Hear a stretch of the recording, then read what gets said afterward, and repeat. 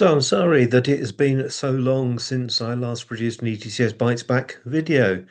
I had said that I would continue to talk about automatic train operation and particularly how the trackside communicates with the onboard and how the onboard then uses that information to manage the train.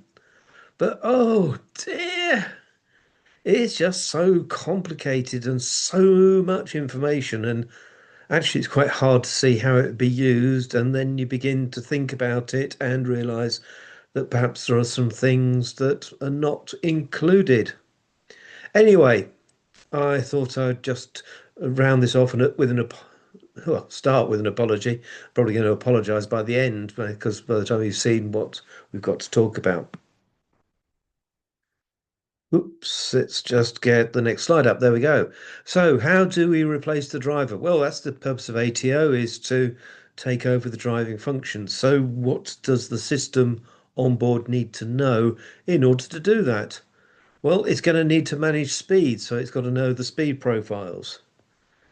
It's going to need to manage gradients. It's going to need to know where the gradients are so that it can adjust the speed to suit. What about low adhesion? Drivers are quite good at identifying places where the adhesion may be low, either by looking at the weather, but computers don't look out the window. Perhaps with AI they might do. Of course, the driver also manages the timetable, arranging for the trains to arrive as close as possible to the timetable time and to depart on time. And that all involves things like stations and stopping positions. Quite a lot of things the driver does, and it's quite hard to make a computer system replace the driver effectively. So that leads us through to what information does the ATO system need? Well, first thing it needs to know is the timetable. And that's described normally in timing points. They're locations along the railway and they appear in the working timetable. Now, just as a side, in the UK, we have for the railways at least two timetables, one of which is the public timetable. That's the one that if you search on National Rail or one of the operators' websites, you will get the times that trains are scheduled to depart from stations. That's the earliest time they will depart, and also the times they are scheduled to arrive at certain key locations. And they may arrive earlier than that scheduled arrival time, but they shouldn't depart before the scheduled departure time. And those timetables are published in units of 1 minute, and they are there for the public to use. But there is also the working timetable, which is the timetable used by drivers, operators, signallers, and others. And that is normally in units of half a minute. And it includes things like at what time the train should be passing certain locations, the actual time it will depart from a station, which may be a half a minute or even a minute later than the published time. Uh, all sorts of things like that. And it also says which platforms the train will use, which tracks it will run along, that sort of thing. And the timetable details the stopping locations, which stations the train will stop in, and which platforms. The ATO also needs to know which are the valid and invalid routes along a section of railway. So if you are going from King's Cross to Edinburgh on the East Coast Main Line, leaving King's Cross, there are five tracks, I think now, that you could take as you leave the platforms. Which one is scheduled for your train? Are any of those not allowed? There may be some routes that you can't take particular types of train on. The ATO needs to know about that. Which then brings us to the parts of the route the train is going to run along. It needs to know the characteristics of those route sections, things like the permissible speeds, the gradients, any restrictions on electric traction, things like that. We need to know that what is the permissible speed of the train, and that's partly due to the train itself, but also the information about the track. The train characteristics, its length, acceleration, braking characteristics, those need to be known. And it also has to know something about adhesion. At which point my head begins to hurt because there's just so much information. And if you think about it, the driver is processing this all the time. They're pretty clever guys and girls. Um, but what they're doing is they're actually thinking ahead. They're looking at the whole of the journey to be taken to the next stopping place or to the next timetable location, to the next junction. They're working out if they travel at the maximum speed, how early would they get there? If they reduce speed by, say, miles per hour, what time would they get there? Would they still get there on time? Are there any engineering works or emergency speed restrictions they need to take account of? Whole lots of things in order to work out how to drive their train. And if one looks into the subsets for ATO, and particularly subset 126, then we begin to get all this information that needs to be sent from the trackside to the train. This is the ATO trackside to the ATO train. It's not ETCS, uh, although a lot of the information is the same as the ETCS information, which will be sent when the route is finally set and when a movement authority is issued. So the first bit is the journey profile. This is describing, if you like, the timetable, and it's describing what journey the train is going to take and what routes it's going to take and what the timings are along the route and where it needs to stop. So if we just start, we can say that we've got a journey profile, it's got a status, it can be valid, unavailable, updated, overwritten, all sorts of things.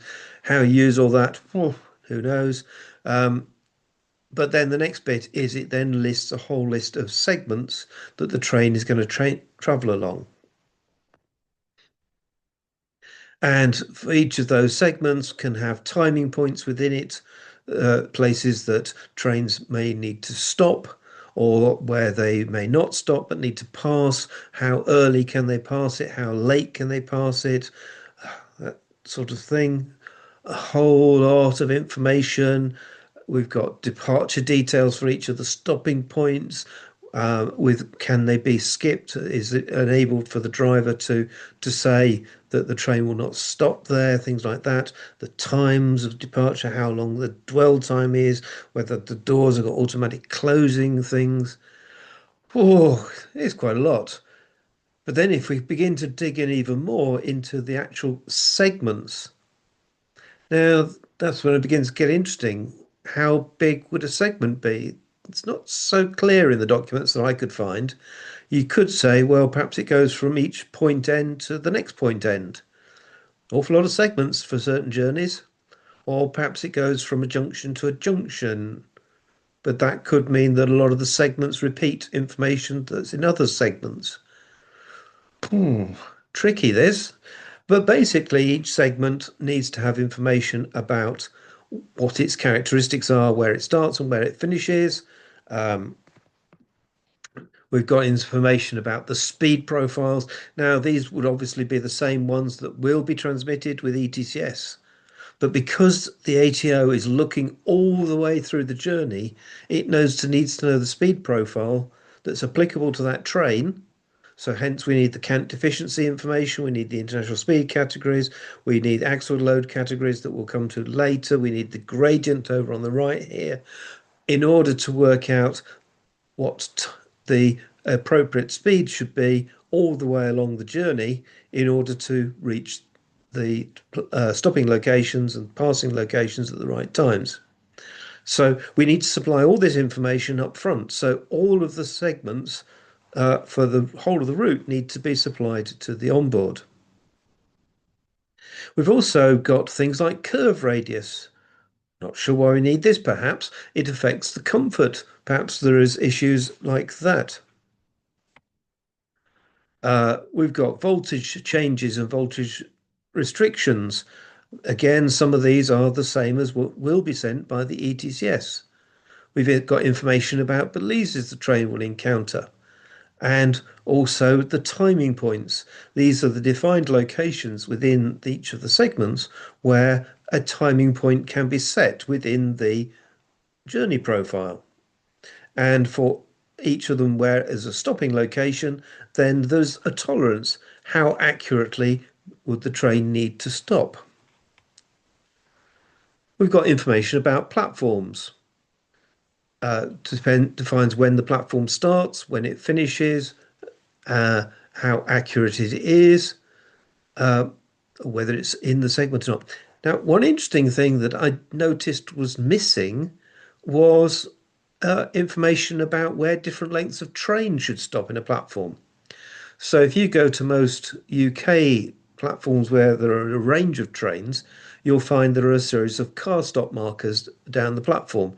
Perhaps a two car, a four car, perhaps a six car, perhaps a five car particular class of train stops at a different location. Each of the stopping locations is set so that a particular type of train will be mainly under a canopy or near the entrances or exits or a number of different reasons. And I noticed that's missing. I couldn't find that in either the segment data or in the uh, journey profiles. Perhaps that's an area when people try applying this, they'll find there's an issue. Anyway, we've also got information about tunnels. Not sure why we need information about tunnels, but we do. Perhaps it's so that the automatic system can decide not to stop a train in a tunnel. Who knows? We've got some more speed information in the form of the axle load categories.